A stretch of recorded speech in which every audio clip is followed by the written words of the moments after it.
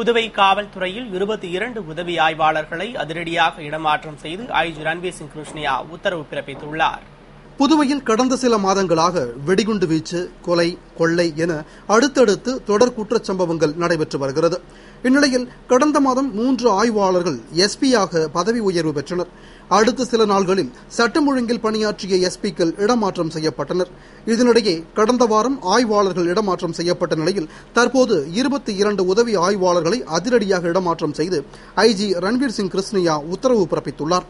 அதன்படி காரைக்கால் டவுன் அறிவுச்செல்வன் ஒதியஞ்சாலைக்கும், முதலியார்பேட்டை வெங்கடாஜலபதி காரைக்கால் டவுனுக்கும், ரெட்டியார்பாளையம் இனியன் கோட்டுச்சேரிக்கும், சேதராப்பட்டு முருகன் ரெட்டியார்பாளையத்திற்கும், ஒதியஞ்சாலை நாகராஜன் கோரிமேட்டிற்கும், கோரிமேடு மனோஜ் மேட்டுப்பாளையத்திற்கும், முத்தியால்பேட்டை துக்கன் சிறப்பு புலனாய்வு பிரிவிற்கும் இடமாற்றம் செய்யப்பட்டுள்ளனர். அதேபோன்று சிறப்பு புலனாய்வு ராஜ்மோகன் கரிக்கலாம்பாக்கத்திற்கும், போக்குவரத்து ஆடலரசன் சிக்மா செக்யூரிட்டி பிரிவிற்கும், பள்ளூர் ராமமூர்த்தி பாகூருக்கும், மாஹே கிரிதரன் பள்ளூருக்கும், கோரிமேடு பாலமுருகன் போக்குவரத்திற்கும், சிக்மா செக்யூரிட்டி பிரிவு படுகு அல்போன்ஸ்ராஜ் மாஹேவிற்கும், லாசுப்பேட்டை ராமையன் மங்களத்திற்கும் இடமாற்றம் செய்யப்பட்டுள்ளனர். மேலும் கோட்டுச்சேரி புருஷோத்தமன் சேதராப்பட்டிற்கும், கோட்டுச்சேரி முருகன் காரைக்கால் டவுனுக்கும், திருநள்ளாறு குணசேகரன் கடலோர காவல்படை காரைக்காலுக்கும், டிஆர் பட்டினம் கிருத்தி நிரவிக்கும், நிரவி பூபதி திருநள்ளாறுக்கும், மேட்டுப்பாளையம் தனச்செல்வன் சிஐடி பிரிவிற்கும், திருக்கனூர் வல்சராஜ் கோரிமேட்டிற்கும், லாசுப்பேட்டை ராஜசேகர் சேதராப்பட்டிற்கும் இடமாற்றம் செய்யப்பட்டுள்ளனர். புதுவையில் முதியோர் ஓய்வூதியம் வழங்குவது தொடர்பாக இந்திய அரசின் சமூக நீதி அமைச்சகத்தின் இணை செயலர் சந்தோஷ் மேத்யூ அமைச்சர் ராஜ்வேலுவுடன் ஆலோசனை நடத்தினார். புதுவை சட்டசபை வளாகத்தில் புதுவையில் முதியோர் ஓய்வூதியம் வழங்குவது தொடர்பான ஆலோசனைக் கூட்டம் நடைபெற்றது. கூட்டத்தில் இந்திய அரசின் சமூக நீதி அமைச்சகத்தின் இணை செயலர் டாக்டர் சந்தோஷ் மேத்யூ பங்கேற்று முதியோர் ஓய்வூதியம் வழங்குவது குறித்து அமைச்சர் ராஜ்வேலுவுடன் ஆலோசனை நடத்தினார். அப்போது அமைச்சர் புதுவைக்கு மத்திய அரசின் தகுதிக்குட்பட்டு அதிக நிதி வழங்குமாறு கேட்டுக் கொண்டார். கூட்டத்தில் நலத்துறை செயலர் விவேக் பாண்டே, இயக்குநர் மீனாகுமாரி மற்றும் துறை அதிகாரிகள் கலந்து கொண்டனர். புதுவை மாணவர் சிறப்பு பேருந்தில் ஏறி ரவுடிகளை தட்டி கேட்ட மாணவர்களை ரவுடி கும்பல் சரமாரியாக தாக்கியதால் பதற்றம் நிலவுகிறது. புதுவையில் மாணவர்களுக்காக இயக்கப்படும் மாணவர் சிறப்பு பேருந்தில் மாணவர்கள் மட்டுமின்றி வேலைக்கு செல்வோரும் இளைஞர்களும் ஏறுவதால் மாணவிகள் கேலி கிண்டலுக்குள்ளாவதாக புகார் எழுந்ததால் போக்குவரத்து மற்றும் கல்வித்துறை சார்பில் மாணவர்களை தவிர வேறு யாரும் ஏற்றக்கூடாது என்று எச்சரிக்கை விடப்பட்டது. இந்நிலையில் தவளக்குப்பத்திலிருந்து மொளப்பாக்கம் வழியாக செல்லும் மாணவர் சிறப்பு பேருந்தில் கடந்த 2 வாரங்களாக 10 பேர் கொண்ட கும்பல் ஏறி மாணவிகளை கேலி செய்ததாக கூறப்படுகிறது. மேலும் இது பற்றி தட்டி கேட்ட ஐடிஐ மாணவர்களிடம் அந்த கும்பல் தகராறு செய்ததால் ஏற்கனவே நெட்டப்பாக்கம் காவல் நிலையத்தில் புகார் அளித்திருந்தனர். தற்போது தவளக்குப்பத்திலிருந்து புறப்பட்ட மாணவர் சிறப்பு பேருந்து ராமரெட்டிகுளம் அருகே வந்தபோது அதே கும்பல் பேருந்தில் ஏறியதால் மாணவர்கள் அவர்களை தடுத்தனர். அப்போது அந்த கும்பல் கையில் வைத்திருந்த கத்தி, தடி உள்ளிட்ட ஆயுதங்களால் புகழேந்தி, அருண்குமார், விமல் உள்ளிட்ட சிலரை தாக்கிவிட்டு பேருந்திலிருந்து இறங்கி தப்பி ஓடிவிட்டது. இச்சம்பவத்தில் மாணவர்கள் படுகாயமடைந்தனர். இதனால் ஆத்திரமடைந்த மாணவர்கள் நெட்டப்பாக்கம் காவல் நிலையத்தை முற்றுகையிட்டு போராட்டம் நடத்தினர். இதனிடையே படுகாயமடைந்த மாணவர்களில் புகழேந்தி, அருண்குமார் ஆகியோர் மேல் சிகிச்சைக்காக புதுவை அரசு மருத்துவமனைக்கு கொண்டுவரப்பட்டு அங்கு தீவிர சிகிச்சை அளிக்கப்பட்டு வருகிறது. மாணவர்கள் ரவுடி கும்பலால் தாக்கப்பட்ட சம்பவத்தால் புதுவையில் பதற்றம் நிலவுகிறது. புதுவை பாரதி பூங்காவில் தானே புயலின் போது சேதமடைந்த மரங்களை பாதுகாக்க மரத்தின் வேறு பகுதியில் செம்மண் கொட்டும் முன்னெச்சரிக்கை நடவடிக்கையில் நகராட்சி நிர்வாகம் ஈடுபட்டுள்ளது. புதுவை சட்டமன்றம் எதிரில் உள்ள பாரதி பூங்காவில் ஏராளமான பழமையான மரங்கள் சுற்றுலா பயணிகளை கவரும் வண்ணம் உள்ளன. இவற்றை புதுவை நகராட்சி பராமரித்து வரும் நிலையில் கடந்த 2011ஆம் ஆண்டு தானே புயலில் சிக்கிய பாரதி பூங்கா சின்னாபின்னமானது. மேலும் புயல் காற்றை தாக்குப்பிடிக்க முடியாமல் பெரும்பாலான மரங்கள் வேரோடு சாய்ந்தன. எனவே பூங்காவில் மரங்கள் விழுந்த இடத்தில் புதிய மரக்கன்றுகள் நடப்பட்டு பராமரிக்கப்பட்டு வருகிறது. இருந்தும் கடற்கரைக்கு அருகில் பூங்கா உள்ளதால் ஒவ்வொரு மழையிலும் மரங்கள் சாய்வது தொடர்கதையாக உள்ளது. எனவே கோடைக்காலம் முடிந்து மழைக்காலம் துவங்க உள்ள நிலையில் மரங்களை பாதுகாக்க முன்னெச்சரிக்கை நடவடிக்கைகளை நகராட்சி எடுத்துள்ளது. அதன்படி பூங்காவில் பலவீனமாக உள்ள மரங்களின் அடிபாகத்தில் நகராட்சி ஊழியர்கள் செம்மண் கொட்டி வேர்களை பலப்படுத்தி வருகின்றனர். இதனை கண்ட பொதுமக்களும் சமூக ஆர்வலர்களும் நகராட்சியின் நடவடிக்கைக்கு பாராட்டு தெரிவித்தனர். தென்காசி, குற்றால அருவிகளில் தண்ணீர் ஆர்ப்பரித்து கொட்டுவதால் சுற்றுலா பயணிகள் குவிந்த வண்ணம் உள்ளனர். தென்மேற்கு பருவமழை வலுவடைந்து மேற்கு தொடர்ச்சி மலைகளில் கனமழை பெய்து வருகிறது.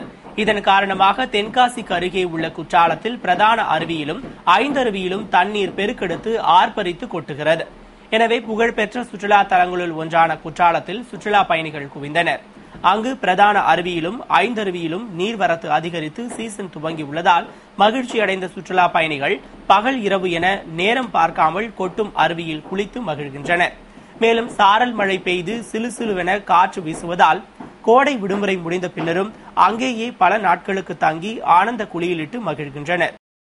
புதுவையின் பழமை வாய்ந்த ஏஎப்டி மில்லை உடனடியாக திறந்து இயக்கி தொழிலாளர்களுக்கு நிலுவை சம்பளத்தை உடனடியாக வழங்க வலியுறுத்தி ஐஎன்டியூசி செயற்குழு தீர்மானம் நிறைவேற்றியுள்ளது.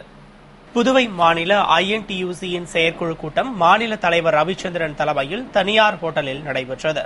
மாநில ஐஎன்டியூசி நிர்வாகிகள் இளங்கோவன், ஸ்ரீதரன், மலர்கண்ணன் உள்ளிட்டோர் கலந்து கொண்ட கூட்டத்தில் அகில இந்திய ஐஎன்டியூசி பொதுச் செயலாளர் சந்திரசேகரன், தமிழ்நாடு ஐஎன்டியூசி பொதுச் செயலாளர் ஜெகநாதன் ஆகியோர் சிறப்பு விருந்தினராக கலந்து கொண்டு கருத்துரை வழங்கிட, தொடர்ந்து தொழிற்சங்கத்தின் வளர்ச்சி பற்றியும் தொழிலாளர்கள் நலன் பற்றியும் புதுவை மாநில பொருளாதாரத்தின் முக்கிய அங்கமான பஞ்சாலைகளின் இன்றைய நிலை பற்றியும் விரிவாக விவாதிக்கப்பட்டது.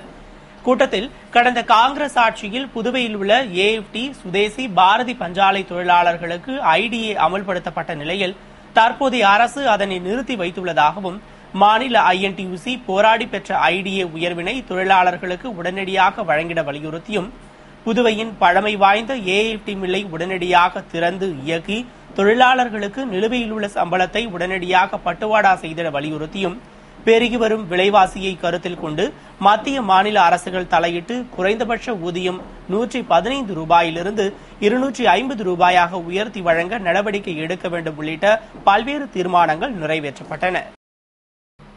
புதுவை கல்வித்துறை வளாகத்தில் அறிவியல் இயக்கம் மற்றும் பிரான்ஸ் நாட்டு பாரிஸ் பல்கலைக்கழகம் இணைந்து வீடியோ கான்பரன்சிங் மூலம் அறிவியல் உருவாக்குவோம் என்ற போட்டிக்கான சிறந்த ஆய்வு கட்டுரைகள் தேர்ந்தெடுக்கப்பட்டன.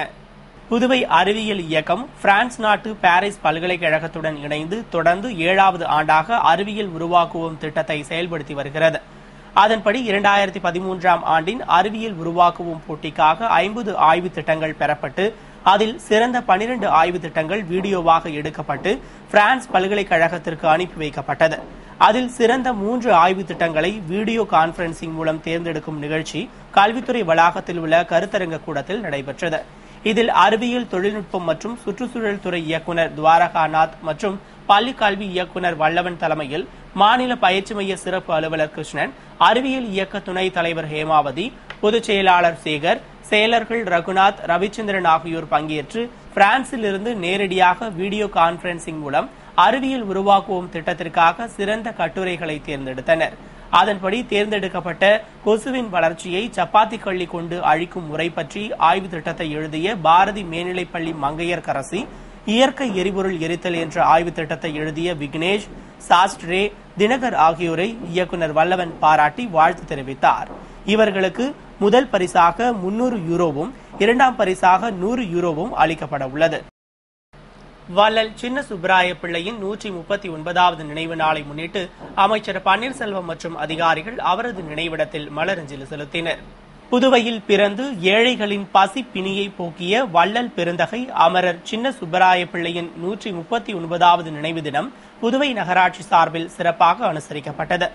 இதனை முன்னிட்டு அவரது நினைவிடத்தில் நடைபெற்ற அஞ்சலி செலுத்தும் நிகழ்ச்சியில் உள்ளாட்சித்துறை அமைச்சர் பன்னீர்செல்வம் தலைமையில் அரசு கொறடா நேரு, உள்ளாட்சித்துறை செயலர் ஸ்ரீகாந்த், இயக்குநர் ரவி பிரகாஷ், அறப்பணி அவை உறுப்பினர்கள், சுகாதாரத்துறை இயக்குநர் டாக்டர் KV ராமன், புனித சம்மனசுக்கள் ராக்கினி தேவாலய அருட்தந்தை மைக்கேல் ஜான் ஆகியோர் கலந்து கொண்டு சின்ன சுப்பராய பிள்ளையின் நினைவிடத்தில் மலரஞ்சலி செலுத்தினர்.